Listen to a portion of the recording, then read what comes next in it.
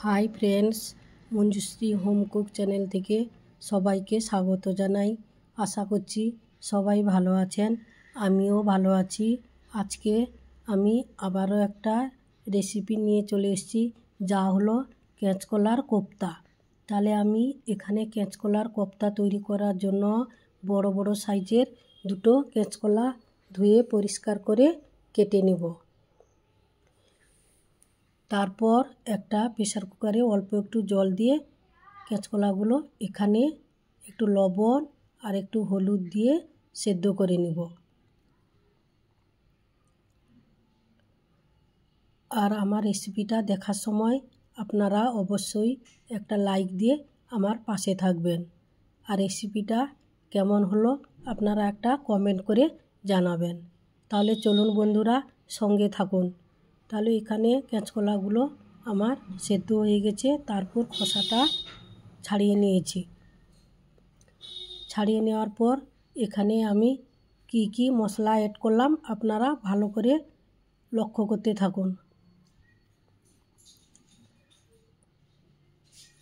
অবশ্যই আপনারা এই রেসিপিটা একবার হলেও বাড়িতে ট্রাই করতে পারেন। ওই কলাতে এখানে আমি 1 চামচ হলুদ গুঁড়ো, 1 চামচ লঙ্কার গুঁড়ো, 1 চামচ কালো জিরে, 1 চামচ লবণ আর এখানে 3 চামচ বেসন দিয়েছি। বেসনটা দিলে বাইন্ডিংটা খুব ভালো হয়। তারপর মেশারের সাহায্যে একটু আমি ডলে নিলাম।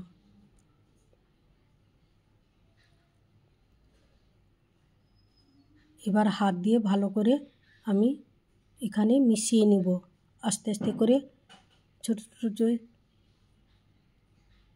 গুটলিগুলো থেকে গেছিলো ওটা হাত দিয়ে আমি ভালো করে চেপে চেপে আমি মাখিয়ে নিলাম। তারপর হাতে একটু ঘি মাখিয়ে নিয়ে আমি আস্তে আস্তে করে গোল গোল করে নিব।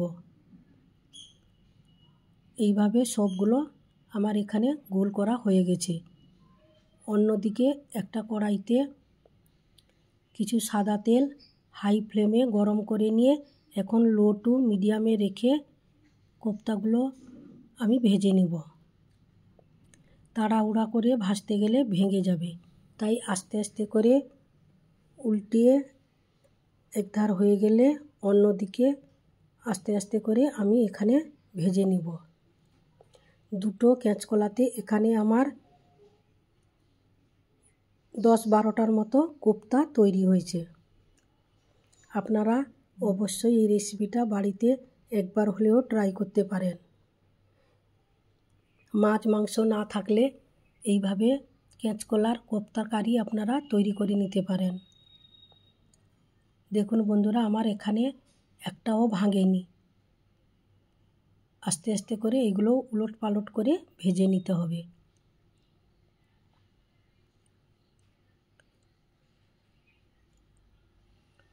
তাহলে এইভাবে আমার এখানে সবগুলো কোপ্তা ভেজে আমি এবার তুলে নিব।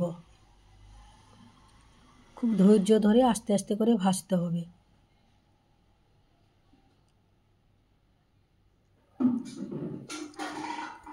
সবগুলো আমার এখানে ভাজা হয়ে গেছে। এবার আমি তুলে নিলাম।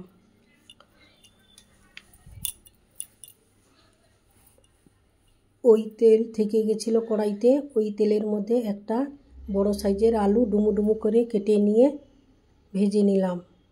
আর ওই কোপ্তা কারি করার জন্য মশলাটাই তার আসল। দেখুন বন্ধুরা, এখানে আমি একটা বড় সাইজের পেঁয়াজ, দুটো টমেটো, 1 চামচ কালো জিরে, কয়েকটা গোলমরিচ আর কয়েকটা বাদাম নিয়ে একসঙ্গে পেস্ট করে নেব। অন্যদিকে একটা কড়াইতে কিছু তেল নিয়ে এখানে গোটা গরম মশলা, দুটো শুকনো লঙ্কা, কিছু জিরে ফোড়ন দিয়ে তার মধ্যে যে মশলাটা তৈরি করে রেখেছিলাম ওই মশলাটা দিয়ে দিলাম। আর গ্রাইন্ডারটা ধুয়ে একটু জল দিয়ে দিলাম। এদিকে আমার আলুটাও ভাজা হয়ে গেছে। ওই মশলার মধ্যে 1 চামচ আদা বাটা, 1 চামচ হলুদ গুঁড়ো, 1 চামচ লঙ্কার গুঁড়ো দিয়ে মশলাটাকে একসঙ্গে ভালো করে কষাতে হবে।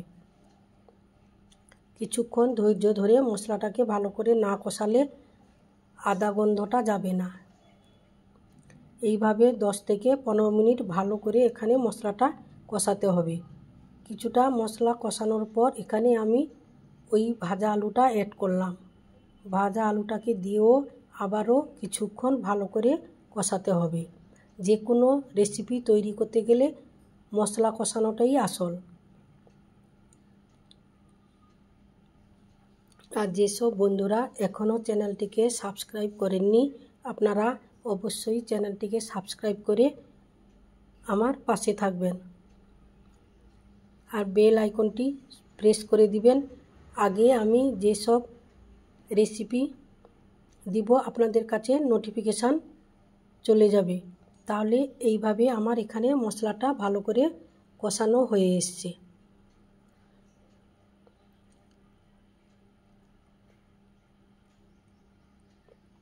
মশলা থেকে তেল বেরিয়ে এসেছে দেখুন বন্ধুরা। তারপর এখানে আমি গরম জল করে রেখেছি, গরম জলটা আস্তে আস্তে করে অ্যাড করলাম। আলুটাকে দিয়ে আমি 15 থেকে 20 মিনিটের মতো ফুটিয়ে নিব, কারণ আলুটা তো সেদ্ধ হবে, তাই জলটা দিয়ে আবারও কিছুক্ষণ আমি ফোটাবো। তারপর ভেজে রাখা কোপ্তাগুলো এখানে অ্যাড করলাম। কোপ্তাগুলোকে দিয়েও ভালো করে ফোটাতে হবে।